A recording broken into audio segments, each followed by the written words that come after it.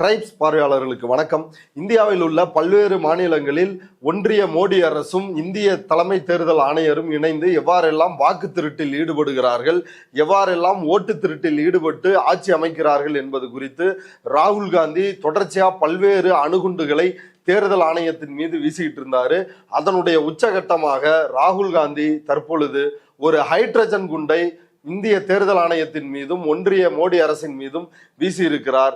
பாஜக அரசு இதற்கு என்ன பதில் சொல்ல போகிறது என்று தெரியாத சூழலில் உடனடியாக ஆதாரத்தை அளிக்க முயற்சி செய்திருக்கிறார் தலைமை தேர்தல் ஆணையர் ஞானேஷ்குமார். அதாவது பிரேசில் நாட்டை சார்ந்த மாடல் அழகியான லரிசா பொனேசே அவங்களோட ஓட்டு, அதாவது ஒரு ஓட்டு மட்டும் கிடையாதுங்க, அவங்க பிரேசில் நாட்டை சார்ந்தவங்க. அவங்களுக்கு இந்தியாவில் 10 பூத்துல 22 ஓட்டு இருக்கிறத ராகுல் காந்தி அம்பலப்படுத்தி இருந்தாரு. உடனடியாக இதை கண்டிக்கும் விதமாக இந்திய தலைமை தேர்தல் ஆணையர் ஞானேஷ்குமாரை கழுவி ஊற்றி அந்த பிரேசில் நாட்டு மாடல் ஒரு வீடியோ வெளியிட்டு இருக்கிறாங்க. அந்த வீடியோல அவங்க என்னென்ன சொல்லிருக்கிறாங்க, ராகுல் காந்தி வீசிய ஹைட்ரஜன் குண்டு என்ன விளைவை ஏற்படுத்த போகுது, இது குறித்து தான் நம்ம இந்த வீடியோல பேச இருக்கிறோம். இன்றைக்கு ஒரு புதிய நெறியாளரை நம்முடைய டிரைப்ஸ் பார்வையாளர்களுக்கு அறிமுகப்படுத்த இருக்கிறோம். அவர் வேற யாரும் இல்ல, ராகுல் காந்தி சொன்ன அதே ஜென்சி தலைமுறையை, இளம் தலைமுறையை சார்ந்த தோழர் விக்கி தான் நம்மளோட இணைய இருக்கிறார். வாங்க நம்ம இந்த வீடியோக்குள்ள போலாம். வணக்கம் விக்கி. வணக்கம். எதிர்கட்சி தலைவர் ராகுல் காந்தி அவர்கள் இன்னைக்கு ஒரு ஹைட்ரஜன் பாம்பை வீசியிருக்காரு. அந்த பத்திரிகையாளர் சந்திப்புல அவர் சொன்ன விஷயங்கள் என்ன? அதாவது ராகுல் காந்தி இதுவரைக்கும் மகாராஷ்டிராவில் எப்படி வாக்கு திருட்டு நடந்திருக்கிறது, பெங்களூர் சென்ட்ரல் கான்ஸ்டிடுவன்சில பாராளுமன்ற தொகுதியில் எப்படி வாக்கு திருட்டு நடந்திருக்கிறது, அதே போல ஆலந்தாவில் எப்படி வாக்கு திருடு, அதுவும் கர்நாடகால இருக்கிற இன்னொரு தொகுதி, அங்க வாக்கு திருட்டு எப்படி நடந்திருக்கிறது அப்படின்றத தொடர்ச்சியாக அம்பலப்படுத்திட்டு வந்தாரு. இந்த அரசே எப்படி மோசடியாக, இது மட்டும் இல்லாமல் பீகாரில் எப்படி வாக்கு திருட்டு நடைபெறுகிறது, செத்து போயிட்டாங்க அப்படின்னு சொன்னவர்களை எல்லாம் உயிரோடு எழுப்பி கூட்டிட்டு டெல்லியில இருக்கிற காங்கிரஸ் ஆபீஸ்ல டீ பார்ட்டி எல்லாம் ராகுல் காந்தி நடத்தினாரு. அதை எல்லாரும் பார்த்தாங்க. நாடே பார்த்து ஞானேஷ்குமாரினுடைய யோகிதை என்ன, இந்திய தேர்தல் ஆணையமும் இந்திய தலைமை தேர்தல் ஆணையரும் எப்பேற்பட்ட திருட்டு வேலைகளை செய்கிறார்கள்னு ஏற்கனவே அம்பலமா இருந்துச்சு. இந்த மோடி எப்படி சட்டவிரோதமான குறுக்கு வழிகளில் தேர்தல் ஆணையத்தை பயன்படுத்தி ஆட்சி அதிகாரத்தில் உட்கார்ந்திருக்கிறாரு அப்படின்றத ஏற்கனவே அம்பலப்படுத்தினாரு. அதெல்லாம் அணுகுண்டுகள். அந்த அணுகுண்டுக்கே ஞானேஷ்குமாரும் மோடியும் ஆடி போனார்கள். எந்த பதிலும் அவர்களால் சொல்ல முடியல.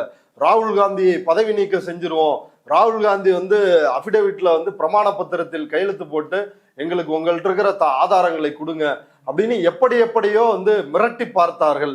அந்த மிரட்டலுக்கு உருட்டலுக்கு அஞ்சாமல் ராகுல் காந்தி இன்றைக்கு ஹைட்ரஜன் குண்டை வீசியிருக்கிறாரு.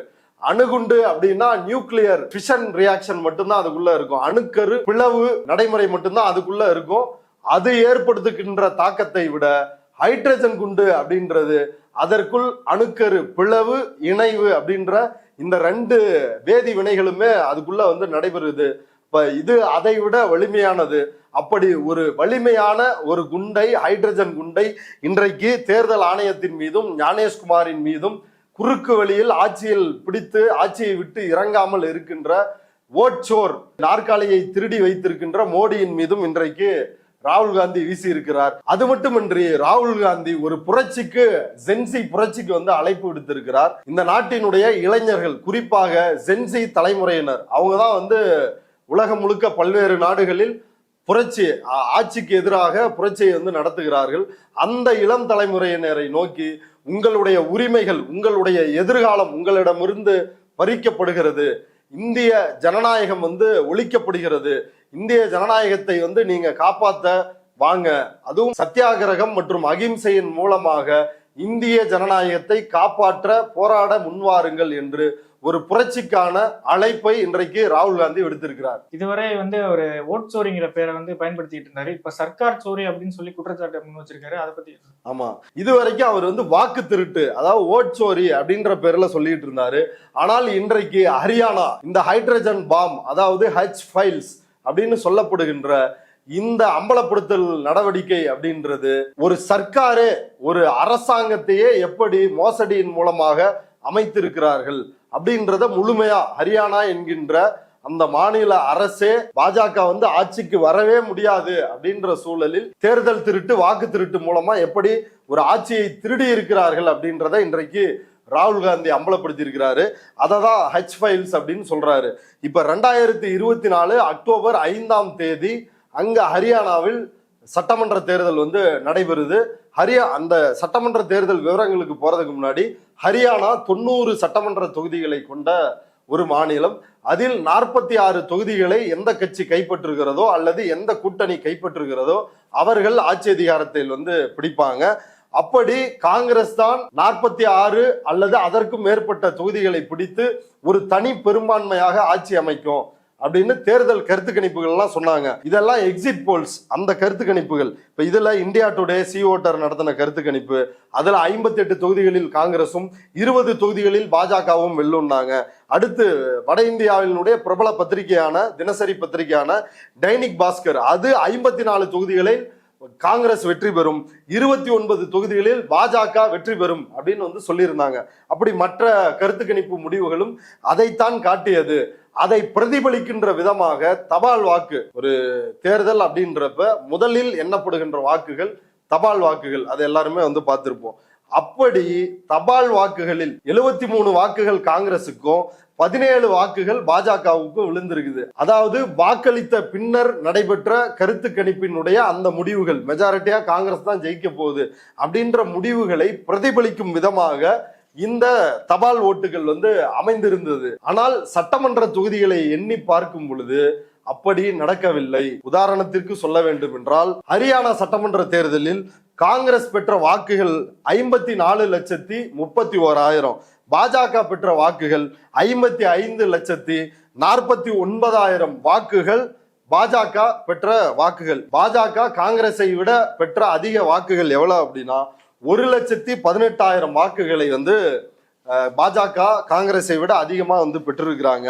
இந்த வாக்குகளில் 25 லட்சம் வாக்குகள் வந்து போலி வாக்காளர்கள் அப்படின்றத இன்னைக்கு ராகுல் காந்தி அம்பலப்படுத்தி இருக்கிறாரு. அதாவது யோசிச்சு பாருங்க, கிட்டத்தட்ட அந்த மாநில வாக்காளர்களுடைய எண்ணிக்கையில் 12.5% பேர் வந்து போலி வாக்காளர்களாக, டூப்ளிகேட் ஐடி, நிறைய இதுல குளறுபடி இருக்குது, அதை பின்னாடி பேசுவோம். இப்படி 25 லட்சம் போலி வாக்காளர்களை சேர்த்து இந்த தேர்தல் மோசடியை, ஹரியானாவினுடைய ஆட்சி அதிகாரத்தை பாஜக கைப்பற்றி இருக்குது. என்ன ஆதாரத்தின் அடிப்படையில ஹரியானாவுல சர்க்கார் திருட்டு நடந்திருக்கு அப்படின்னு ராகுல் காந்தி சொல்றாரு? அதாவது ராகுல் காந்தி அதையும் வந்து இன்னொரு கால்குலேட்டிவான நம்பர்ஸோட வந்து சொல்றாரு. ஏற்கனவே நான் சொன்னதை போல 90 தொகுதிகளில் 46 தொகுதிகள் வெற்றி பெற்றிருந்தால் அது வந்து மெஜாரிட்டி, அவர்களால் வந்து ஆட்சியை அமைக்க முடியும். அதுல ஏற்கனவே 1,18,000 வாக்குகள் காங்கிரஸை விட பாஜக அதிகம் பெற்றது அப்படின்னு சொன்னேன். ஆனா 8 தொகுதிகளில் மிக குறைவான வாக்கு வித்தியாசத்தில் வந்து பாஜகவிடம் வந்து காங்கிரஸ் வந்து தோற்று இருக்குது. அந்த 8 தொகுதியோட மார்ஜின் எவ்வளவு அப்படின்னா, அந்த வித்தியாசம் 32 வாக்குகளில் இருந்து 4,600 வாக்கு. இதான் அதனுடைய டிஃபரன்ஸ். வரிசையா அந்த சட்டமன்ற தொகுதிகளை வந்து சொல்றேன். உச்சானா காலான் அப்படின்ற தொகுதியில 32 வாக்கு வித்தியாசத்தில் பாஜக வெற்றி பெற்றிருக்கிறது. தாத்ரியில 1957 வாக்கு வித்தியாசத்துல பாஜக வென்று இருக்கிறது. அசாந்த் அப்படின்ற சட்டமன்ற தொகுதியில் 2,306 வாக்குகள், ஹோடால் அப்படின்ற தொகுதியில 2,595 வாக்குகள், மகேந்திரகார் அப்படின்ற தொகுதியில 2,648 வாக்குகள், சஃபிடான் அப்படின்ற தொகுதியில 4,037 வாக்குகள், கஹாருண்டா அப்படின்ற தொகுதியில 4,531 வாக்குகள், ராய் அப்படின்ற சட்டமன்ற தொகுதியில் 4,673 வாக்குகள். எல்லாமே 5,000 வாக்குகளுக்கு. ஆமா, 5,000 வாக்குகளுக்குள்ளதான். 32 வாக்குல தொடங்கி 4,600 வாக்குகள் வித்தியாசத்துலதான் தோல்வியை காங்கிரஸ் வந்து இந்த 8 தொகுதிகள்ல வந்து தழுவி இருக்கிறாங்க. கிட்டத்தட்ட இந்த வித்தியாசம் அப்படின்றது இந்த 8 தொகுதிகளிலும் பார்த்தோம்னா வெறும் 22,779 வாக்குகள் வித்தியாசத்தில் ஆட்சி அதிகாரத்தை இழந்திருக்கிறாங்க. அப்ப யோசிச்சு பாருங்க, 25 லட்சம் போலி வாக்காளர்களை சேர்த்து இருக்கிறாங்க. அதுல அப்படி சேர்த்துமே இவங்களால வெறும் 22,000 வாக்கு வித்தியாசத்துலதான் வெற்றியை கைப்பற்றி இருக்க முடிஞ்சிருக்குது. அப்ப எந்த அளவுக்கு ஒவ்வொரு தொகுதியிலும் போலி வாக்காளர்களை சேர்த்திருக்கிறார்கள் அப்படின்றத புரிஞ்சுக்கணும். இப்ப இந்த 8 தொகுதிகள் உள்ளிட்டு ஒட்டுமொத்த 90 தொகுதிகளிலையும் இந்த ஆய்வுகளை நடத்தி ராகுல் காந்தி அதுக்கான முடிவுகளை தான் இன்றைக்கு வந்து பிரஸ் மீட்ல வந்து வெளியிட்டு இருக்கிறாரு. இப்ப நீங்க வந்து ஆதாரம் அப்படின்னு வந்து கேட்டீங்க. அதுல ஆதாரமே என்னன்னா, இந்த எக்ஸிட் போல்ஸ், தேர்தலுக்கு பிந்தைய கருத்து கணிப்பு, தேர்தல் முடிந்த பிறகு கருத்து கணிப்புல எல்லாத்துலயும் காங்கிரஸ் தனி பெரும்பான்மையோட ஜெயிக்க போகுது. 58 சீட்டுக்கு குறைவா வந்து யாருமே சொல்லல. 90 சீட்டுல 58 சீட்டு ஜெயிக்க போறாங்க அப்படின்றதான் முடிவு. ஆனா முடிவுகள் என்ன வந்தது அப்படின்னா, 2024 அக்டோபர் 8ஆம் தேதி தான் வாக்கு எண்ணிக்கை வருது. அன்றைக்கு பிஜேபி 48 தொகுதிகளிலும் காங்கிரஸ் 37 தொகுதிகளிலும் வெற்றி பெறுகிறது. இதுல பிஜேபி 46 எடுத்தாலே ஆட்சியை பிடிக்கிறப்ப 48 கைப்பற்றியதால் பாஜக ஆட்சி அமைத்தது. ஆட்சி அமைத்து நயாப் சிங் சைனி அப்படின்ற பாஜக சங்கி, அவர் தான் ஏற்கனவே ஹரியானா முதல்வராக இருந்தாரு 2024க்கு முன்னாடி. இந்த சட்டமன்ற தேர்தலுக்கு பிறகும் அவரே வந்து முதல்வராக தேர்ந்தெடுக்கப்பட்டார். அந்த மிக முக்கியமான ஆதாரம் என்னன்னா, எல்லா எக்ஸிட் போலும் தேர்தலுக்கு பிந்தைய கருத்து கணிப்பும் காங்கிரஸ் தான் ஜெயிக்கும், அதுவும் தனி பெரும்பான்மையோட ஆட்சி அமைக்கும்னு சொல்லிட்டாங்க இல்லைங்களா. இப்ப அது குறித்து பிரஸ் மீட்ல 6ஆம் தேதி கேக்குறாங்க.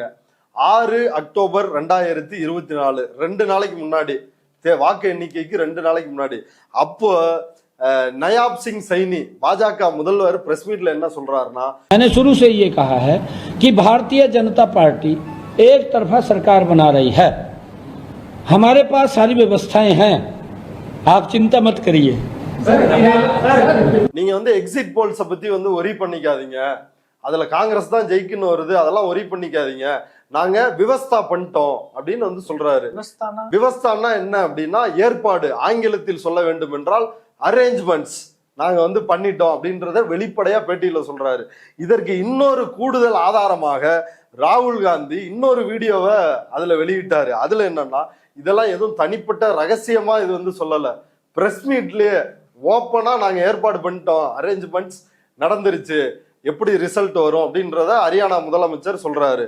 அதே போல கேரளா பாஜகவினுடைய துணை தலைவராக இருக்கக்கூடிய கோபாலகிருஷ்ணன் അവരുമേ ഒരു പ്രസ് മീറ്റിൽ വന്ന് சொல்றாரு. അതിനകത്ത് യാതൊരു സംശയവുമില്ല, ജയിക്കാൻ വേണ്ടി വ്യാപകമായി ഞങ്ങൾ വോട്ട് ചേർക്കും. ഞങ്ങൾ ജയിക്കാൻ ഉദ്ദേശിച്ച മണ്ഡലങ്ങളിൽ ഞങ്ങൾ ജമ്മു കാശ്മീരിൽ നിന്നും ആൾക്കാരെ കൊണ്ടുവന്ന് 1 വർഷം താമസിപ്പിച്ച് വോട്ട് ചെയ്യിപ്പിക്കും. ஒரு சம்சயம். நாங்க எந்தெந்த தொகுதிகள் எல்லாம் வாக்காளர் வெற்றி பெறணும்னு நினைக்கிறோமோ அங்க எல்லாத்துலயும் வந்து வாக்காளர்களை சேர்ப்போம், எவ்வளவு வேணாலும் வந்து சேர்ப்போம். காஷ்மீர், ஜம்மு காஷ்மீர்ல இருந்து கூட ஆட்களை கூட்டு வந்து இங்க சேர்ப்போம் அப்படின்னு கோபாலகிருஷ்ணன் பேட்டியாக கொடுத்திருக்கிறார். பாஜக துணைத் தலைவர் அவர். ஆமா, பாஜக துணைத் தலைவர் ஓப்பனா இதை வந்து கொடுத்திருக்கிறாரு. இப்ப இந்த இடத்துலதான் நம்ம கூடுதலா ஒரு விஷயத்தை கவனிக்கணும். பீகார்ல எஸ்ஐஆர் நடத்தி இருக்கிறாங்க, ஸ்பெஷல் இன்டென்சிவ் ரிவிஷன், வாக்காளர் பட்டியலில் சிறப்பு தீவிர திருத்தத்தை செய்திருக்கிறோம் அப்படின்னு.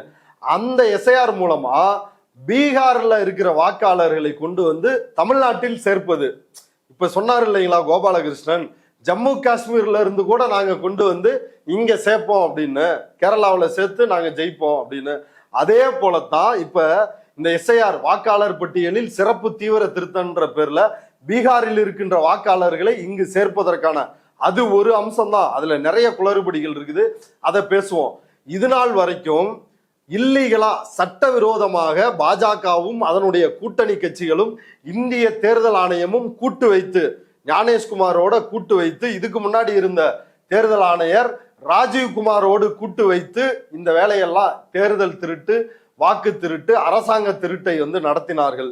தற்பொழுது சட்டப்பூர்வமாகவே அதை செய்ய வேண்டும். வெறும் சட்டப்பூர்வமா வாக்கு திருட்டு மட்டும் கிடையாது, வாக்கு திருட்டு, வாக்கு நீக்கம் அது மட்டும் கிடையாது, குடியுரிமையை பரிசோதித்து உங்களுடைய குடியுரிமையை பறிப்பதற்கான, அதாவது குறுக்கு வழியில் குடியுரிமை திருத்த சட்டத்தை அமல்படுத்துவதற்கான அந்த நடவடிக்கை. இந்த நாட்டினுடைய குடிமக்கள் ஆகிய சிறுபான்மை மக்களையும் இந்துக்களிலேயே மிகவும் பிற்படுத்தப்பட்ட ஒடுக்கப்பட்ட சமூகங்களை சார்ந்த மக்களையும், அதாவது சுருக்கமா சொல்லணும்னா சூத்திர பஞ்சமர்களையும் சிறுபான்மையினர்களையும் இரண்டாந்தர குடிமக்களாக மாற்றக்கூடிய இந்த குடியுரிமை திருத்த சட்டம், அதையும் அமல்படுத்தணும் அப்படின்றதோட திட்டம் தான் இந்த எஸ்ஐஆர். அதுதான் ஏற்கனவே இல்லீகலா பண்ணிட்டு இருந்தாங்க, ராகுல் காந்தி வரிசையா அமலப்படுத்த ஆரம்பிச்சாரு, அதை சட்டப்பூர்வமாவே பண்ணுவோமே அப்படின்னு தான். இப்ப ஏற்கனவே பல்வேறு சட்ட திருத்தங்களை கொண்டு வந்துதான் ஞானேஷ்குமார் அந்த பொறுப்புல இவ்வளவு உச்சபட்ச அதிகாரத்தோடு தேர்தல் திருட்டை அரங்கேற்றிட்டு இருக்கிறாரு. அதனுடைய இன்னொரு அப்கிரேடட் வெர்ஷன் தான் இந்த எஸ்ஐஆர் ப்ராசஸ். ஹரியானாவில் நடந்த வாக்கு திருட்டை பத்தி ராகுல் காந்தி எக்ஸ்பிளைன் பண்ணியிருக்காரு. அது எப்படி எல்லாம் நடந்திருக்கு? இப்ப இது நாள் வரைக்கும் ராகுல் காந்தி எப்படி மகாராஷ்டிராவில இருந்து உத்தரப்பிரதேசத்துல இருந்து கிளம்பி வந்து கர்நாடகாவில் வந்து ஓட்டு போட்டாங்க, எப்படி யூபிக்காரன் பீகார்ல வந்து ஓட்டு போடுறான் அப்படின்னு இப்படியான விஷயங்களை ராகுல் காந்தி அம்பலப்படுத்தி இருந்தாரு. இன்றைக்கு உச்சபட்சமாக பிரேசிலை சார்ந்த ஒரு மாடல் எப்படி இந்தியாவில் வாக்களிக்கிறார் அப்படின்ற ஒரு ஞானேஷ்குமார் நடத்திய ஒரு உலக சாதனையை, உலக மகா திருட்டை இன்றைக்கு அம்பலப்படுத்தி இருக்கிறாரு. இவங்க வந்து வேற யாரும் இல்ல, பிரேசிலை சார்ந்த ஒரு மாடல் அழகி. இப்ப இவங்கள மேத்யூஸ் ஃபெராரோ அப்படின்ற ஒரு போட்டோகிராஃபர், புகைப்பட கலைஞர், புகைப்படம் எடுத்து அவருடைய இணையதள பக்கம் அன்ஃபிளாஷ் அப்படின்ற பக்கத்தில் இதை வந்து பதிவு செஞ்சிருக்கிறாரு. இந்தியாவில் இவங்களுக்கு எத்தனை ஓட்டு தெரியுங்களா? 10 பூத்துல 22 ஓட்டு வந்து ராய் அசம்பிளி. 4500 வாக்கு வித்தியாசத்துல காங்கிரஸ் தோத்துச்சுன்னு ஹரியானாவில் சொன்னோம்ல, அந்த ராய் சட்டமன்ற தொகுதியில் 22 வாக்கு இந்த அம்மையா இவங்களுக்கு வந்து இருக்குது, இந்த மாடலுக்கு வந்து இருக்குது. என்னென்ன பேர்ல தெரியுங்களா? அதான் ரொம்ப அதிசயம். இப்ப நம்ம டிவியில வந்து ராமசுப்பு இருக்காருல்ல, RSS காரர், அவர் வந்து மறு வச்ச மாதிரி ஒரு வேஷம், மறு வைக்காத மாதிரி ஒரு வேஷம் அப்படின்ற மாதிரி நடுநிலையாளர், வலதுசாரி ஆதரவாளர், அரசியல் விமர்சகர் அப்படின்னு பல பேர்ல வந்து ஒரு தசாவதார நாயகனா அவருக்கு பல பேரை கொடுத்து முன்னாடி டிபேட்ல கலந்துக்க வைப்பாங்க. அதே போல ஞானேஷ்குமார் என்ன பண்றாருன்னா, இந்த மாடலுக்கு சரஸ்வதி, கீதா, சீமா, சுமன் தேவி, பிம்லா, அஞ்சு, கவிதா, கிரண் தேவி, விம்லா, ராஷ்மி, பிங்கி, மஞ்சித், கால்வந்தி, பூனம், ஸ்வீட்டி, சுனிதா, அங்கோரி, தர்ஷனா, முனேஷ், சரோஜ், சத்யவதி தேவி, குனியா அப்படின்னு ஒரு 22 பேர்களில் அதே புகைப்படத்தை வச்சு போலியான வாக்காளர்களை உருவாக்கி இருக்கிறார்கள். ஆதாரமா ஒரு சோர்ஸ் QR கோட அந்த பிரசன்டேஷன்ல ராகுல் காந்தி வந்து காட்டியிருந்தாரு. அந்த QR கோடை வந்து ஸ்கேன் பண்ணா மேத்யூஸ் ஃபெராரோ அப்படின்ற புகைப்பட கலைஞர் அவர் எடுத்த போட்டோ தான் அந்த மாடல் அழகியினுடைய போட்டோ. அன்ஸ்பிளாஷ் அப்படின்ற ஒரு தளத்துல தான் அந்த புகைப்பட கலைஞர் வந்து அந்த மாடல் அழகியோட புகைப்படத்தை வெளியிட்டு இருந்தாரு. அந்த பேஜை உடனடியா முடக்கி பேஜ் நாட் ஃபவுண்ட் அப்படின்ற வேலையை ராகுல் காந்தி இந்த ஆதாரத்தை வெளியிட்ட சில மணி நேரத்திற்குள்ளேயே செய்கிறார்கள். அப்ப யாருக்கு இதனால் பதட்டம் வந்திருக்கும்? இதனால் இந்திய தேர்தல் ஆணையம், குறிப்பாக தலைமை தேர்தல் ஆணையர் ஞானேஷ்குமாருக்கும் பிரதமர் மோடிக்கும் உள்துறை அமைச்சர் அமித்ஷாவுக்கும் தான் உடனடியா பதட்டம் ஏற்பட்டிருக்கும். உடனடியா அந்த பேஜை வந்து முடக்கிடுறாங்க. இப்ப இதை மறைத்து விட்டார்கள். ஆனால் உண்மை வெளியில் வராமல் இருக்குமா? அந்த பிரேசில் நாட்டு அந்த மாடல் அழகி யார்? அவர் வந்து என்ன செய்து கொண்டு இருந்தார்? இந்தியாவுக்கு வந்தாரா இல்லையா? அவர் ஓட்டு போட்டாரா இல்லையா அப்படின்றதுக்கான ஆதாரத்தை அந்த பிரேசில் நாட்டு அழகியே வந்து வெளியிட்டு இருக்கிறாங்க. அவங்க பேரு வந்து லரிசா பொனேசி. அவங்க வந்து பிரேசில் நாட்டை சார்ந்தவங்க. அவங்க தன்னோட 13வது வயதில் சீனாவிற்கு இடம்பெயர்ந்தாங்க. அங்க தன்னுடைய 13வது வயதில் மாடலிங்க வந்து தொடங்கினாங்க. அதற்கு பிறகு 2011 மும்பைக்கு வந்து இந்தி திரைப்படங்கள்லயும் அதே போல தெலுங்கு திரைப்படத்திலையும் வந்து அவங்க நடிச்சிட்டு வர்றாங்க. அவங்களுடைய புகைப்படத்தை தான் ஞானேஷ்குமார் வந்து பயன்படுத்தி இருக்கிறார். போலியான வாக்குகளை உருவாக்குவதற்கு பயன்படுத்தி இருக்கிறாங்க.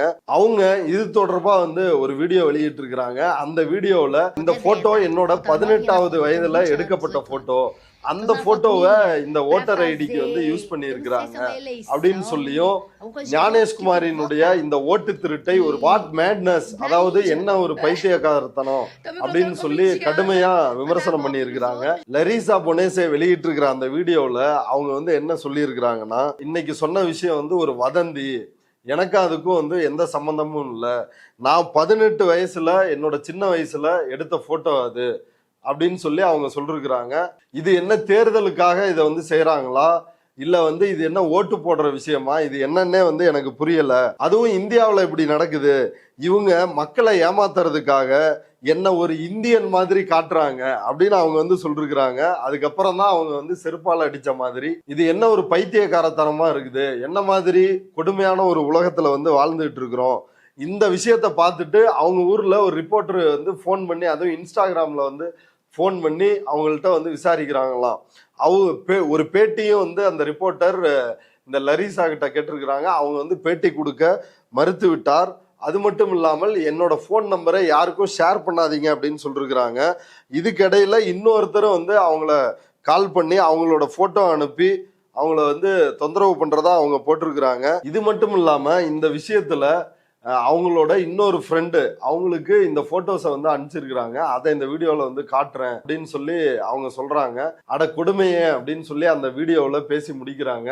ஞானேஷ்குமாரை நார் நாராக கிழித்து கழுவி ஊற்றி இருக்கிறார் லரிசா புனேசே. ஆனா இதுக்கெல்லாம் அசரக்கூடியவர் இல்ல நம்ம ஞானேஷ்குமார். ஏன்னா அவர் வந்து மோடியிடம் பாடம் கற்றவர். சூடு சொரணை உள்ள மனிதன் வந்து இந்த வேலையை செய்ய மாட்டான். கண்டிப்பாக மோடியிடம் பாடம் பயின்ற ஞானேஷ்குமாருக்கு அதெல்லாம் இருந்துச்சுன்னா, அப்ப இப்படித்தான் இந்த 25 லட்சம் போலி வாக்காளர்னு சொல்றோம்ல, அதனோட ஒரு சாம்பிள் தான் இது. இந்த 25 லட்சம் போலி வாக்காளர்களில் ஒரு சாம்பிள் தான் இந்த பிரேசில் மாடல். இதே மாதிரி தான் அந்த மற்ற 25 லட்சமோ, அந்த 25 லட்சத்திற்கான கணக்கை ராகுல் காந்தி கொடுத்திருக்கிறாரு. இந்த 25 லட்சம் எவ்வளவுனா டூப்ளிகேட் ஓட்டர்ஸ், அதாவது ஒன்று அல்லது ஒன்றுக்கு மேற்பட்ட வாக்காளர் அடையாள அட்டையோட வந்து 5,21,619 வாக்காளர்கள் இதுல வந்து இருக்கிறாங்க. அடுத்து இன்வேலிட் அட்ரஸ், 0 முகவரி அல்லது தவறான முகவரியின் மூலமாக 93,174 வாக்காளர்கள் வந்து இருக்கிறாங்க. அடுத்து பல்க் ஓட்டர்ஸ், ஒரே வீட்டுல வந்து 200 பேரு 300 பேரு அப்படி இருக்கிறது. அப்படி 19,26,351 பேர் இந்த வாக்காளர் பட்டியலில் சேர்க்கப்பட்டிருக்கிறாங்க. இதுல வந்து ஃபார்ம் 6, அதாவது ஃபார்ம் 6 அப்படின்றது என்னன்னா, படிவம் 6 என்பது புதிய வாக்காளர்களை இணைப்பது, படிவம் 7 அப்படின்றது வாக்காளர்களை நீக்குவது. இந்த தொகுதியில இருந்து வேற இடத்துக்கு போயிட்டாலோ இல்ல இறந்து விட்டாலோ இப்படி பண்ணா வாக்குகளை ஃபார்ம் 7 மூலமா வந்து டெலீட் பண்ணுவாங்க. ஃபார்ம் 8 அப்படின்றது என்ன, படிவம் 8 என்ன அப்படின்னா கரெக்ஷன். இப்ப நானே இடமாறுதல் செஞ்சுட்டேன், என் போன் நம்பரை வந்து மாத்திட்டேன் அப்படின்னா நான் அந்த ஃபார்ம் 8 பயன்படுத்தி கரெக்ஷன்ஸை வந்து உள்ள பண்ண முடியும். அப்ப இந்த ஃபார்ம் 6 ஃபார்ம் 7 இது மூலமா எவ்வளவு பேரை சேர்த்தார்கள், எவ்வளவு பேரை நீக்கினார்கள் அப்படின்ற விவரங்களை தேர்தல் ஆணையம் மறைத்து விட்டது. ஏன்னா இந்த ஏற்கனவே வீசிய அணுகுண்டுகளினுடைய விளைவது, ராகுல் காந்தி இன்னும் டேட்டாவை தேடுவாரு அப்படின்றதுனால அதை மறைச்சிட்டாங்க.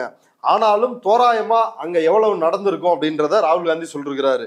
மேல நான் குறிப்பிட்டிருக்கிற இந்த 25 லட்சமும் அக்யூரேட்டான ஆதாரங்கள் மூலமா 100% தரவுகள் மூலமா ராகுல் காந்தி அம்பலப்படுத்தி இருக்கிறாரு. ஒரு விரிந்த பார்வையோடு இந்த மோசடியை சொல்லணும் அப்படின்னா, ஹரியானாவில் 2 கோடி வாக்காளர்கள் இருக்கிறாங்க. அந்த 2 கோடியில் 25 லட்சம் போலி வாக்காளர்களை சேர்த்து இந்த தேர்தல் வெற்றியை பாஜக வந்து தேர்தலை திருடி இருக்கிறார்கள். குறிப்பான விவரங்களோட இந்த 25 லட்சம் போலி வாக்காளர்களை கொஞ்சம் விரிவா சொல்லுங்களேன். அதாவது இதுல ஃபேக் போட்டோஸ், போலியான புகைப்படங்களை பயன்படுத்தி எப்படி மோசடி நடந்திருக்குது அப்படின்னு சொல்லி இதுல 5,21,619 டூப்ளிகேட் வாக்காளர்களை வந்து சேர்க்கிறாங்க. ஒரே போட்டோ, ஒருத்தர் ஒரு சட்டமன்ற தொகுதியில் 100 இடத்துல அவங்களுடைய போட்டோவை பயன்படுத்தி வாக்காளர் அடையாள அட்டை வந்து உருவாக்கப்பட்டிருக்குது, ஒரு பெண்மணியினுடைய புகைப்படத்தை பயன்படுத்தி. இது எப்படி சாத்தியம்? அதை விட இன்னும் உச்சகட்டமா என்னன்னா, இதே ஃபேக்கான போட்டோக்களை பயன்படுத்தி 2 பூத்துல 223 வாக்குகளை சேர்த்திருக்கிறார்கள். இதுல இருந்தா நம்ம புரிஞ்சுக்கணும், ஏன் சிசிடிவி ஃபுட்டேஜ் ஒரு சட்ட திருத்தத்தை கொண்டு வருது மோடி அரசு. அந்த சட்ட திருத்தம் என்ன அப்படின்னா, 45 நாட்களுக்குள் ஒவ்வொரு வாக்குச்சாவடியிலையும் ஒவ்வொரு போலிங் ஸ்டேஷன்லயும் சிசிடிவி கேமரா வந்து இருக்கும் வாக்குப்பதிவு நடைபெறுற அன்னைக்கு. அந்த ஆதாரங்களை, அந்த வீடியோ ஃபுட்டேஜை 45 நாட்கள்ல ஏன் இவர் வந்து டெலீட் பண்றார்? இல்ல கேட்டா அதுக்கு ஒரு விளக்கமும் சொல்றாரு. சரிங்க 45 நாட்களுக்குள்ள கொடுங்க அப்படின்னு கேட்டா ஞானேஷ்குமார் என்ன சொல்றாரு? உங்க அம்மா, உங்க அக்கா, உங்க தங்கச்சி, உங்க மனைவி, உங்க சகோதரிகள் இவங்களுடைய பிரைவசி பாதிக்கப்படாதா? அவங்களுடைய வீடியோக்களை வெளியிடணுமா? நம்ம ஏற்கனவே கேள்வி கேட்டிருந்தோம். ஏன் பாத்ரூம் வீடியோவை கேட்டாங்க, பூத்ரூம் வீடியோ தானே கேட்டாங்க அப்படின்னு கேட்டிருந்தோம். சோ அதை ஏன் சிசிடிவி ஃபுட்டேஜ் வந்து இவர் வெளியிடல அப்படின்னா இதான் காரணம். ஏன் 45 நாட்களுக்குள் ஒவ்வொரு வாக்குச்சாவடியிலும் உள்ள சிசிடிவி கேமரா அதன் மூலமாக எடுக்கப்படுகின்ற வீடியோக்கள் நீக்கப்படுது அப்படின்னா, இப்ப ஏற்கனவே வந்து சொன்னோம்ல 22 ஓட்டு அந்த பிரேசில் மாடலுக்கு. அதே போல இன்னொரு பெண்மணி அவங்களுடைய போலியான புகைப்படத்தை பயன்படுத்தி 100 வாக்குகள், அதே போல இந்த 223 வாக்குகள் இன்னொரு பெண்மணிக்கு 2 பூத்துல. யோசிச்சு பாருங்க, ஒரு பூத்துக்கே 1200 பேர் தான் அதிகபட்சம் வாக்காளர்களே. ஒரு பூத்து அப்படின்னா 1200. அதை விட அதிகமா வாக்காளர்கள் இருந்தாங்க அப்படின்னா அதை 2ஆ பிரிச்சிருவாங்க அந்த பூத்தை. ஸோ அப்படி இருக்கும் பொழுது யோசிச்சு பாருங்க, 223 ஓட்டை வந்து ஒரே பெண்மணியின் பேரால வந்து போடுறாங்க. ஸோ அதனாலதான் வந்து ஞானேஷ்குமார் சிசிடிவி ஃபுட்டேஜ் எங்கப்பா அப்படின்னு கேட்டா அதற்கு பல்வேறு மலுப்பலான காரணங்களை சொல்றாரு. அடுத்து வந்து இந்த ஃபேக் போட்டோஸ்லயே வாக்காளர் அடையாள அட்டையில போட்டோ இருக்குதுல்ல, அதுலயே ஃபேக் போட்டோ எப்படின்னு வைங்க, போட்டோ இருக்கும் ஆனா மூஞ்சி வந்து பிளர்ராகி இருக்கும். அப்ப அதுலயும் கண்டுபிடிக்க முடியாது. அதுலயும் காமனான நேம், அதுல ஏற்கனவே அந்த பிரேசில் மாடலுக்கு போட்டிருந்தாங்கல்ல, ஸ்வேதா, சீமா, சரஸ்வதி, ஸ்வீட்டி அப்படின்னு இதே மாதிரி பொதுவான பெயர்களில் இது போன்ற போலியான பிளர் செய்யப்பட்ட இந்த புகைப்படங்களை வந்து வாக்காளர் அடையாள அட்டையில வச்சு இது போன்ற வாக்குகளை உருவாக்கி இருக்கிறாங்க. அது மட்டும் எவ்வளவு அப்படின்னா 1,24,177 வாக்குகள். இது என்னன்னா எளிமையான முறையில வாக்காளர் பட்டியல்ல வந்து வாக்கு திருட்டு நடைபெறுவதற்கு, அதாவது போலியான வாக்காளர்கள் போய் யாரோ ஒருத்தர் கிளம்பி போய் என் பேரு ஸ்வீட்டி அப்படின்னு வாக்களிப்பதற்கோ இல்ல என் பேரு சரஸ்வதி சம்திங் அப்படி பொதுவான பேர்களை சொல்லிட்டு இந்த ஃபேக்கா வாக்காளர் பட்டியல்ல பேர் இருக்கும்ல, போட்டோ பிளர்ரா இருக்குது. அங்க நேர்மையான தேர்தல் அதிகாரியே இருந்தாலும் அவரால் எப்படி இதை இவங்க தான் உறுதிப்படுத்த முடியும்? அப்ப பேரை சொல்லுவாங்க, அட்ரஸை சொல்லுவாங்க, போய் ஓட்டை போட்டு வந்துருவாங்க. இப்ப இந்த மெத்தடின் மூலமா வாக்காளர் பட்டியலிலேயே ஒரு மோசடியான ஸ்பேஸை உருவாக்கி, ஒரு இடத்தை உருவாக்கி இவங்கெல்லாம் போய் ஓட்டு போட்டு வர்றதுக்கான ஒரு மெத்தடு. இதன் மூலமாக 1,24,177 வாக்குகள் போட்டிருக்கிறாங்க. ஆனா தேர்தல் ஆணையம் வந்து காங்கிரஸ் கட்சியோட பூத் லெவல் ஏஜென்ட்டுகள் கண்டுபிடிச்சிருப்பாங்களே, ஏன் அதை கண்டுபிடிக்கல? ராகுல் காந்தி சொல்ற குற்றச்சாட்டை வந்து அவங்க மறுக்கிறாங்க. அதாவது கம்ப்யூட்டரால படிக்க முடிகின்ற அந்த ஃபார்மேட்ல வந்து இவங்க வாக்காளர் பட்டியலை வச்சிருக்கிறது இல்ல. ஸோ அதனால அப்படி இருந்தா தானே உடனே கண்டுபிடிக்க முடியும். இல்லைன்னா இதையே மகாதேவபுராவே ஒரு சட்டமன்ற தொகுதியவே 6 மாசம் அனலைஸ் பண்ணி தான் ராகுல் காந்தி டீம் வந்து கண்டுபிடிச்சாங்க. அப்போ ஒவ்வொரு மாநில தேர்தலுக்கு முன்னாடி அதை கண்டுபிடிக்கிறது அப்படின்றது குறுகிய காலத்துல கண்டுபிடிச்சு முடிக்கிறது ரொம்ப கஷ்டமான விஷயம். அதனாலதான் எலெக்ஷன் முடிஞ்ச வேட்டி ஒரு நீண்ட ப்ராசஸ் மூலமா அதை டிஜிட்டலுக்கு மாத்தி அப்புறம் அதை கண்டுபிடிக்கிறாங்க. ஏன்னா டிஜிட்டல்ல கம்ப்யூட்டரால ரீட் பண்ண முடிகிற ஃபார்மேட்ல அதை கொடுத்தாங்கன்னா உடனே கண்டுபிடிச்சிட முடியும். அந்த ஃபார்மேட்ல தராததுனால மேனுவலா அதை வந்து அந்த ஃபார்மேட்டுக்கு மாத்தி அப்படிதான் கண்டுபிடிச்சு இதை வந்து சொல்றாங்க. இப்ப இதுல மேலும் சில உதாரணங்கள் ஒவ்வொரு தொகுதியிலையுமே. இப்ப இந்த சசாங்கிரி அப்படின்ற நபர் வந்து பூத் நம்பர் 431, பூத் நம்பர் 508 பச்சாப்பூர் அப்படின்ற சட்டமன்ற தொகுதியில இந்த 2 பூத்லயும் அவருக்கு 14 ஓட்டு இருக்குது. அடுத்து ருத்ராபிஷேக் ஜெயின் அப்புறம் நமன் ஜெயின் இவங்களும் அந்த பச்சாப்பூர் சட்டமன்ற தொகுதியில் 18 ஓட்டு இவங்க 2 பேருக்கும் போலியா 2 பூத்துல. அப்ப இப்படி இருக்குது. இப்ப இதை தேர்தல் ஆணையத்தால் கண்டுபிடிக்க முடியாதா அப்படின்னா கண்டுபிடிக்க முடியும். தேர்தல் ஆணையத்திடம் இதுக்கான தனி சாஃப்ட்வேர் இருக்குது. டூப்ளிகேட்ட ஒரே பேரு, ஒரே அட்ரஸ், ஒரே அப்பா பேரு, ஒரே போட்டோ, இது வரைக்கும் அது வந்து அனலைஸ் பண்ணும். ஒரே நிமிடத்தில் அது வந்து காட்டிடும் இவ்வளவு போலியான வாக்காளர்கள் அல்லது ஒரே பேரில் ஒரே முகவரியில் ஒரே போட்டோவை பயன்படுத்தி இத்தனை பேர் இருக்கிறாங்க அப்படின்னு கண்டுபிடிச்சிருக்க முடியும். ஆனால் தேர்தல் ஆணையம் அந்த சாஃப்ட்வேரை பயன்படுத்தவில்லை. இப்ப இதுக்கெல்லாம் ஞானேஷ்குமார் வந்து என்ன விளக்கம் சொல்ல போறாரு அப்படின்றது தெரியல. ஒரு வாக்காளர் மாநிலம் விட்டு மாநிலம் இங்கேயும் வாக்களிச்சிருக்கிறாரு. எப்படி கர்நாடகால நடந்துச்சோ அதே போல இங்கேயும் ஹரியானாவில் ஆயிரக்கணக்கானவர்கள் உத்தரப்பிரதேசத்திலிருந்து கிளம்பி வந்து ஹரியானாவில் ஓட்டு போட்டு போயிருக்கிறாங்க. இந்த மாதிரியான சாதனையையும் நம்ம ஞானேஷ்குமாரால தான் வந்து நிகழ்த்த முடியும். குறிப்பாக உத்தரப்பிரதேசத்தை சார்ந்த லோக்கல் பாஜக லீடர்ஸ் தால்சந்த் அப்படின்றவர், அவரு யூபி சார்பஞ்சை வந்து சார்ந்தவர். அதே போல அவருடைய மகன் அவரும் இவங்க 2 பேரும் உத்தரப்பிரதேசத்திலிருந்து கிளம்பி வந்து ஹரியானா சட்டமன்ற தேர்தலில் ஓட்டு போட்டு போயிருக்கிறாங்க. அதே போல பிரகாத் அப்படின்ற பாஜகவை சேர்ந்த தலைவர் இந்த 8 தொகுதிகளில் வந்து ரொம்ப குறைந்த வித்தியாசத்தில் தோத்துறாங்க ஹரியானாலன்னு சொன்னோம்ல, அதுல ஒரு தொகுதியில வந்து ஓட்டு போட்டு போயிருக்கிறாரு. அவரும் கிளம்பி வந்து ஆமா இவங்கெல்லாம் யாரோ சாதாரண வெறுமனே லோக்கல் லெவல் லீடர்ஸ் மட்டும் கிடையாது. அங்க இருக்கிற அமைச்சர்கள் முக்கிய நிர்வாகிகளோடு அவர்கள் இருக்கின்ற தொடர்பில் இருப்பவர்கள் அதை புகைப்படத்தோட அம்பலப்படுத்தி இருக்கிறாரு. உத்தரப்பிரதேச அமைச்சர் லக்ஷ்மி நாராயணனோட இந்த தால்சந்த் கூட இருக்கிற புகைப்படத்தை இன்றைக்கு ராகுல் காந்தி அம்பலப்படுத்தி இருக்கிறாரு. அப்ப இது எல்லாமே இதுல உச்சபட்சமா பீகார்ல வந்து லட்சக்கணக்கான பேரினுடைய முகவரி, வீட்டு முகவரி கதவு எண் 0 அப்படின்னு ஒண்ணு இருந்துச்சு. அதை பிரஸ் மீட்ல ஞானேஷ்குமார்கிட்ட வந்து கேட்டாங்க, என்னங்க லட்சக்கணக்கான பேருக்கு வந்து 0ன்னு ஐடி இருக்குது அப்படின்னு கேட்டப்ப, நாங்க வந்து ஒவ்வொரு குடிமகனையும் நாங்க வந்து வாக்குக்கு வந்து சேர்க்கணும்னு விரும்புறோம், யாருடைய வாக்கும் வந்து பறிபோயிடக்கூடாது, அதனாலதான் 0ன்றதை போட்டு பிளாட்ஃபார்ம்ல வசிக்கிறவங்க, தெருவோரத்தில் வசிப்பவர்கள், வீடற்ற ஏழைகள், இவங்களெல்லாம் நாங்க வந்து சேர்த்து வச்சிருக்கிறோம் அப்படின்னு சொன்னாரு. அதை ராகுல் காந்தி ஃபேக்ட் செக் பண்ணியிருக்கிறாங்க, ராகுல் காந்தி டீம். அது என்ன அப்படின்னா 93,174 பேரை ஆய்வு செய்து அதுவும் ஃப்ராடு அப்படின்னு கண்டுபிடிச்சிட்டாரு. வீட்டு எண் 0 அப்படின்ற பேர்ல நரேந்திர காஹர் அப்படின்ற ஒருத்தருடைய வீட்டை போய் பரிசோதிக்கிறாங்க. அவர் யாரு என்ன அப்படின்னு தேடி போறாங்க.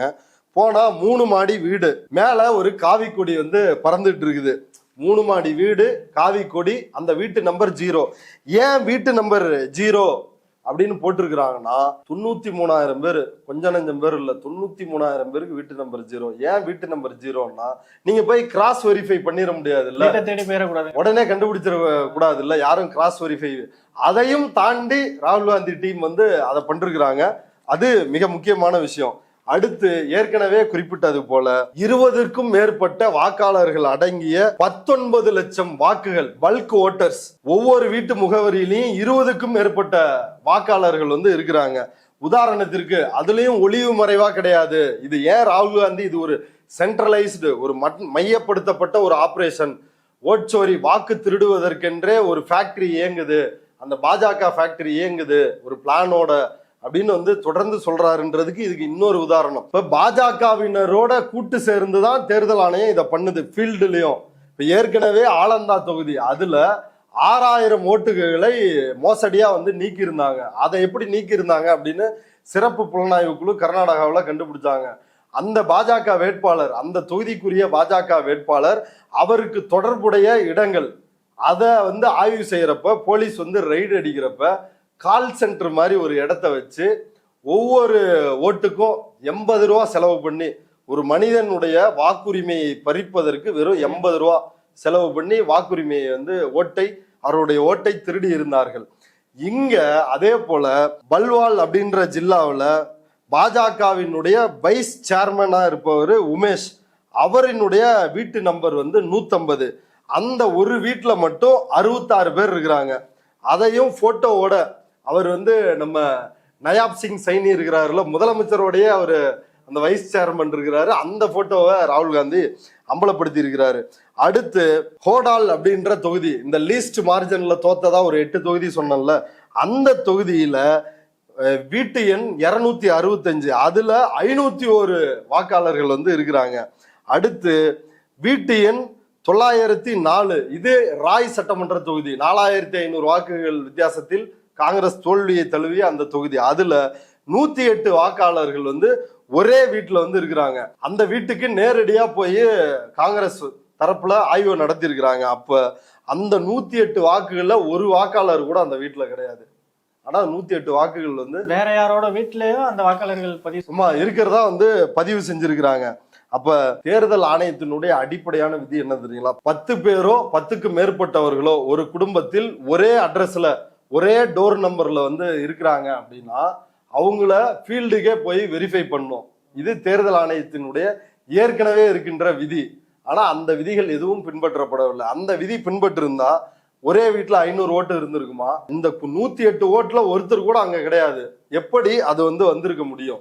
பாஜக தலைவர் வீட்டுல எப்படி 66 வாக்குகள் வந்திருக்க முடியும்? அது மட்டுமின்றி இதனுடைய உச்சபட்சமாக டெலிட்டட், அதாவது இதில் இருந்து நீக்கப்பட்ட, இது ஏற்கனவே சொன்னது இந்த 25 லட்சம், இதுல இருந்து நீக்கப்பட்டவர்கள் 2024 நாடாளுமன்ற தேர்தலில் வாக்களித்து விட்டு சட்டமன்ற தேர்தலில் வாக்களித்தவர்கள் இருக்கிறாங்கல்ல, நாடாளுமன்ற தேர்தலில் வாக்கு போட்ட 3.5 லட்சம் பேர் சட்டமன்ற தேர்தலில் வாக்கு போட முடியல. அவங்கள ஒவ்வொருத்தரையா போய் வந்து கண்டுபிடிச்சு அவங்கள ஒவ்வொருத்தர்கிட்டையும் வந்து ஆய்வு பண்ணி கண்டுபிடிச்சிருக்கிறாங்க 3.5 லட்சம் பேரை. அவங்க எல்லாருமே வந்து வீடியோவா பேசி அந்த வீடியோக்களையும் ராகுல் காந்தி வந்து வெளியிட்டு இருக்கிறாரு. எந்த ஊர், எந்த தாலுக்கா, எந்த பூத்துல வந்து என்னோட ஓட்டு, நான் நாடாளுமன்ற தேர்தலுக்கு ஓட்டு போட்டேன், சட்டமன்ற தேர்தலில் என்னோட வாக்குகள் நீக்கப்பட்டது, வெறும் 25 லட்சம் போலி வாக்காளர்கள் மட்டும் சேர்க்கப்படல, 3.5 லட்சம் உண்மையான வாக்காளர்கள் நீக்கப்பட்டிருக்கிறாங்க. நீக்கப்பட்டதற்கான காரணம் எதுவும் சொல்லலைங்களா? நீக்கப்பட்டதுக்கான காரணம் சொல்லல. திருடன் திருட்டு வேலையை பண்ணிட்டு அதுக்கு விளக்கமா கொடுப்பான். சோ அது ரகசியமாக வைத்திருந்தார்கள். அந்த ரகசியத்தை ராகுல் காந்தி இன்றைக்கு அம்பலப்படுத்தி இருக்கிறார். அப்ப ஏற்கனவே குறிப்பிட்டது போல இப்படித்தான் ஹரியானாவில் வாக்கு திருட்டு நடைபெற்று இருக்கிறது. ஏற்கனவே இதெல்லாம் சட்டவிரோதமான முறையில் நடைபெற்ற, சட்டத்திற்கு புறம்பாக திருட்டுத்தனமாக இந்திய தேர்தல் ஆணையர் ஞானேஷ்குமாரும் இந்திய தேர்தல் ஆணையமும் அதே போல மோடி அரசும் பாஜக இந்த சங் பரிவார கும்பலும் சேர்ந்து சட்டவிரோதமாக இதை செஞ்சாங்க. அதனுடைய லேட்டஸ்ட் தாக்குதல், மக்கள் மீது லேட்டஸ்ட் தாக்குதல் தான் இந்த எஸ்ஐஆர் ப்ராசஸ். இதுல சட்டப்பூர்வமாகவே இதை செய்ய போகிறார்கள். பீகார்ல ஃபைனல் லிஸ்ட் வருது. ஃபர்ஸ்ட் டிராஃப்ட் வாக்காளர், வரைவு வாக்காளர் பட்டியல கிட்டத்தட்ட 67 லட்சம் பேரை வந்து நீக்கிறாங்க. அது உச்சநீதிமன்றத்துல வழக்காடி பல போராட்டங்களை நடத்தி அதுல அப்பீல் பண்ணி ஒரு ஆதார ஆவணமா எடுத்துக்கணும்னு சொல்லி ஒரு 22 லட்சம் பேரை மீண்டும் சேர்க்கிறாங்க. மீதி 47 லட்சம் பேர் வந்து சேர்க்கப்படவில்லை. ஏற்கனவே நீக்கப்பட்ட 65 லட்சத்துல 47 லட்சம் பேர் அவங்க வந்து சேர்க்கவே கிடையாது. அதுல புதுசா ஃபைனல் லிஸ்ட் வந்துச்சு இல்லைங்களா, இது டிராஃப்ட் லிஸ்ட் நான் சொல்றது. ஃபைனல் லிஸ்ட்ல 65 லட்சத்துல இருந்து ஒரு 22 லட்சம் பேரை சேர்த்துட்டு 45 லட்சம் பேரை சேர்க்கவே இல்லை. ஆனா 14 லட்சம் டூப்ளிகேட் வாக்காளர்களை அதுல வந்து சேர்த்திருக்கிறாங்க. லட்சக்கணக்கில் டூப்ளிகேட் வாக்காளர், ஒரே பேரு, ஒரே அட்ரஸ், ஒரே ஏஜ், இதோடயே வந்து கிட்டத்தட்ட 3.5 லட்சத்திற்கும் மேற்பட்ட வாக்காளர்கள் அந்த ஃபைனல் லிஸ்ட்ல எஸ்ஐஆர் முடிந்த பிறகு, நான் அது டிராஃப்ட் லிஸ்ட் சொல்லல, முடிந்த பிறகு குறிவைத்து இஸ்லாமியர்கள் வந்து நீக்கப்பட்டிருக்கிறாங்க. இந்த 47 லட்சத்தில் 1/3 இஸ்லாமியர்கள் நீக்கப்பட்டவர்கள் எல்லாருமே முஸ்லிம் சவுண்டட் நேம்ஸ், முஸ்லிம் பெயர்களா பார்த்து 1/3 வந்து நீக்கி இருக்கிறாங்க. அதிக அளவுல பெண்கள் வாக்குகளை நீக்கி இருக்கிறாங்க. எக்ஸ்ட்ரீம் பேக்வர்ட் கிளாஸ்ல இருக்கக்கூடிய இந்துக்கள், மிகவும் பிற்படுத்தப்பட்ட ஒடுக்கப்பட்ட பட்டியல் சமூகத்தை சார்ந்த இந்துக்கள், அவர்களுடைய வாக்குகளை நீக்கி இருக்கிறாங்க. அதுல அந்த ஃபைனல் லிஸ்ட பத்தி விரிவா சொல்லுவோம். அப்ப ஏற்கனவே இந்த குளறுபடிகள் சட்டப்பூர்வமாகவே பீகாரில் செய்திருக்கிறார்கள். இறுதி பட்டியலில் சேர்க்கப்பட்ட வாக்காளர்கள், போலி வாக்காளர்கள் நாளை வந்து ஆமா ஓட்டு போட போறாங்க. போலி வாக்காளர்னு கண்டுபிடிச்சு யோகேந்திர யாதவ், ரிப்போர்ட்டர்ஸ் கலெக்டிவ், இப்படி பல்வேறு தனிநபர்களும் அமைப்பினரும் இதை வந்து அம்பலப்படுத்திட்டாங்க. ஆனா இதுக்கு ஞானேஷ்குமார் அவர் வந்து அசைவதாக இல்லை, பின்வாங்குவதாக இல்லை. உச்சநீதிமன்றத்தில் இந்த வழக்கினுடைய மெயின் பிரேயர், முக்கிய கோரிக்கையே வந்து இந்த எஸ்ஐஆர் சட்டவிரோதமானது, குடியுரிமையை பரிசோதிப்பதற்கான அதிகாரம் தேர்தல் ஆணையத்துக்கிட்ட கிடையாது, ஹோம் மினிஸ்ட்ரி தான் அதை செய்ய முடியும், குறுக்கு வழியில் சிஏ அமல்படுத்துறாங்க, அதனால இந்த எஸ்ஐஆர் ப்ராசஸை வந்து நிறுத்தணும் அப்படின்னு பல்வேறு கட்சியினரும் அதுலயும் வந்து திமுகவினரும் சேர்ந்துதான் ஏற்கனவே பீகார் எஸ்ஐஆர் வழக்கை வந்து தொடர்ந்து இருக்கிறாங்க.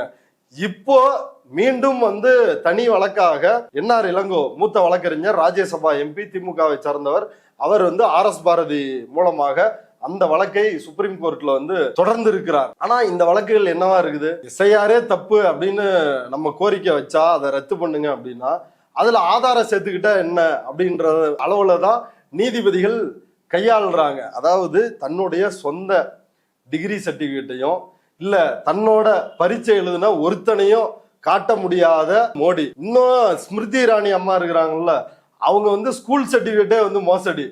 இவர் வந்து யூஜி பிஜி இந்த சர்டிபிகேட், அதுவும் அவர் பேர்ல இப்ப யோசிச்சு பாருங்க, என்டையர் பொலிட்டிக்கல் சயின்ஸ் அவர் படிச்சது, MA என்டையர் பொலிட்டிக்கல் சயின்ஸ். அமித்ஷாவும் மோடியும் வந்து உட்காந்து யோசிச்சிருப்பாங்க, படிப்புலயே ஒரு பெரிய படிப்பா இருக்கணுமே, அதுவும் நம்ம வேற வந்து நாட்டோட பிரதமரா இருக்கிறோம், முதலமைச்சரா இருக்கிறோம், நம்ம வந்து என்ன பண்ணலாம் அப்படின்னு மோடி வந்து நினைத்த பொழுதுதான் அவர்களுடைய சிந்தனையில் உதித்தது என்டையர் பொலிட்டிக்கல் சயின்ஸ்னு போட்டா. அரசியல் இருக்குதா இந்தியாவில் அப்படி ஒரு கோர்ஸ் இல்லை. குறிப்பா அவர் படிச்ச யூனிவர்சிட்டி அந்த கோர்ஸை வந்து வழங்கல. அவரோட எக்ஸாம் எழுதுன எந்த மாணவர்களுமே இல்லை. அவர் ஏற்கனவே அவர் குஜராத் முதல்வராக இருந்த பொழுது அவர் கொடுத்த பேட்டியிலேயே நான் வந்து காலேஜ் வாசலுக்கு கூட நான் போய் எட்டி பார்த்தது இல்லை அப்படின்னு அவரே வந்து பேட்டியும் கொடுத்திருக்கிறாரு. அப்ப தன்னுடைய டிகிரி சர்டிபிகேட்டை காட்ட முடியாத ஒரு யோக்கியர் தான் மோடி. அந்த கேஸும் 2016 இருந்து நடந்துட்டு இருக்குது. அந்த கேஸும் இப்ப வரைக்கும் ஆமா முடியல. இப்ப இப்படிப்பட்ட யோக்கியர் மோடி தான் நம்மள்ட்ட வந்து நீ இங்கதான் பிறந்தையா நிரூபி, உங்க அப்பா இங்கதான் பிறந்தாரா, உங்க அம்மா இங்கதான் பிறந்தாரா, நீங்கள் எல்லாம் வெளிநாட்டு ஊடுருவல்காரர்கள் அல்ல, சட்டவிரோத குடியேறிகள் அல்ல அப்படின்னு நிரூபி அப்படின்னு இந்த எஸ்ஐஆர் ப்ராசஸ் வந்து நடத்துறாங்க. அப்ப இந்த எஸ்ஐஆர் ப்ராசஸ் அப்படின்றது சட்டப்பூர்வமான முறையில் வாக்குகளை பறிப்பதற்கான ஒரு நடவடிக்கை. இந்த ஹரியானா வாக்கு திருட்டோட நிக்க போகுதா இல்ல பீகார்லயும் இது தொடருமா? ஆமா, நீங்க ஏற்கனவே சொன்ன மாதிரி பீகார்ல அந்த சாம்பிளையும் இன்னைக்கு காட்டிட்டாரு. பீகாரில் ஒரு கிராமத்தில் எத்தனை பேரோட வாக்குகள் வந்து திருடப்பட்டிருக்கிறது அப்படின்னு. பெண்கள், இந்து சமூகத்தை சார்ந்த ஒரு பெண், அதே போல இன்னொரு ஆண், அப்புறம் இஸ்லாமியர், இவங்க எல்லாரையும் ஸ்டேஜ்லயே கூப்பிட்டு வந்து அவங்க எல்லாம் உயிரோடு இருக்கிறாங்க. ஆனா அவர்களுடைய வாக்குகள் நீக்கப்பட்டிருக்குது. இந்த எஸ்ஐஆரோட ஆமா நீக்கப்பட்டிருக்குது. டிராப்ட் வர்றப்பையும் நீங்க செத்து போனவன்னு சொல்லி எத்தனை பேரை நீக்கினாங்களோ அவங்களையும் கூப்பிட்டு ராகுல் காந்தி டீ குடிச்சு காட்டிட்டாரு, அவங்க எல்லாம் உயிரோட தான் இருக்கிறாங்கன்னு. இப்பயும் வந்து எலெக்ஷனுக்கு முன்னாடி, நாளைக்கு எலெக்ஷன், இன்னைக்கு வந்து அதை எக்ஸ்போஸ் பண்ணிருக்கிறாரு. அப்படி பீகார் தேர்தலும் தில்லுமுள்ளாகத்தான் நடைபெற போகிறது அப்படின்றது உறுதியாயிருக்கிறது. ஏன் வந்து உச்ச நீதிமன்றம் இதுல தலையிட முடியும்? இந்தியாவில் மோடி ஆட்சிக்கு வந்த பிறகு நீதிமன்றத்தில் என்ன நடக்குது? 2017 நினைக்கிறேன், 17-18 உச்ச நீதிமன்றத்தினுடைய 4 நீதிபதிகள், தலைமை நீதிபதிக்கு அடுத்தடுத்த சீனியாரிட்டி லெவல்ல இருந்த நீதிபதிகள், செல்லமேஸ்வர், இது போன்ற நீதிபதிகள் வந்து வெளில என்ன சொன்னாங்கன்னா, இந்திய ஜனநாயகம் முடிஞ்சிருச்சு, ஜனநாயகத்தை இனி மக்கள் தான் காப்பாற்ற வேண்டும், வழக்குகள் எல்லாம் வந்து சீனியருக்கு வராம ஜூனியருக்கு போகுது. அப்ப ஜூனியரா இருந்தவர் தான் சந்திரசூட். ஜூனியருக்கு போன ஒரு முக்கியமான கேஸ் என்ன அப்படின்னா, ஜஸ்டிஸ் லோயா, நீதிபதி லோயாவினுடைய மர்ம மரணம், அதுக்கு எதிரான மேல்முறையீட்டு வழக்கை வந்து மூத்த நீதிபதிகளுக்கு ஒதுக்காமல் சந்திரசூட்டுக்கு ஒதுக்கினார்கள். சந்திரசூட் இதெல்லாம் கேரவன் பத்திரிகையே வந்து எழுதியிருக்கிறாங்க. இது போன்ற வழக்குகளை தள்ளுபடி செஞ்சுதான் அவர் தன்னுடைய தலைமை நீதிபதி பொறுப்பை உறுதி செய்திருக்கிறார். அதே போல வந்து ராமர் வந்து கடவுள்கிட்ட நான் கேட்டுதான் வந்து அயோத்தி தீர்ப்பை வந்து எழுதுன, கடவுள் முன்னாடி வேண்டிதான் ராமர் கனவுல வந்து சொன்னார். கனவுல வந்து சொன்னாரு, இப்படியான விஷயங்கள்லாம் சொன்னார்ல. இதுதான் நீதிமன்றத்தினுடைய இன்றைய நிலை. அதனாலதான் ராகுல் காந்தி வந்து மிக தெளிவாக இந்த நாட்டினுடைய இளம் தலைமுறையை பார்த்து ராகுல் காந்தி சொல்றாரு, எந்த கும்பல் இந்த நாட்டினுடைய தேச தந்தை என்று எல்லோராலும் கொண்டாடப்பட்ட மகாத்மா காந்தியடிகளை கொன்றதோ அதே கோட்சே கும்பல் தான் இந்திய அரசியலமைப்பு சட்டத்தையும் இந்திய ஜனநாயகத்தையும் ஒழித்து கட்ட வேண்டும் அப்படின்னு வந்து தேர்தல் ஆணையத்தை கையில போட்டுக்கிட்டு செஞ்சுட்டு இருக்கிறாங்க. அதனால் இந்தியாவினுடைய ஜென்சி என்று சொல்லப்படுகின்ற அந்த இளம் தலைமுறை வாக்காளர்களும் இளைஞர்களும் தங்களுடைய உரிமையை காப்பாற்றுவதற்காக, இந்திய ஜனநாயகத்தை காப்பாற்றுவதற்காக சத்தியாகிரக முறையில், அகிம்சை வழியில், அமைதி வழியில் இந்த ஜனநாயகத்தை காப்பாற்ற முன்வர வேண்டும் என்று ஒரு ஜென்சி புரட்சிக்கான அழைப்பை இன்றைக்கு ராகுல் காந்தி விடுத்திருக்கிறார். இந்த நாளைக்கு பீகார்ல தேர்தல் நடக்க இருக்குது. அந்த தேர்தலில் இது இம்பாக்ட் ஆகும். இப்ப 12 மாநிலங்களில் எஸ்ஐஆர் வந்து நடக்குது. 9 மாநிலங்கள், 3 யூனியன் பிரதேசங்கள்னு நடக்குது. கிட்டத்தட்ட 51 கோடி பேரை, 130 கோடிக்கும் மேற்பட்ட மக்கள் தொகை உள்ள நாட்டில் இந்த 12 மாநிலங்கள்ல கிட்டத்தட்ட 51 கோடி வாக்காளர்கள் இருக்கிறாங்க. 51 கோடி வாக்காளர்களையும் வந்து நீ எல்லாம் இந்தியனா நிரூபி அப்படின்னு வந்து மோடியும் அமித்ஷாவும் இந்திய தேர்தல் ஆணையரும் கேட்கிறார்கள்.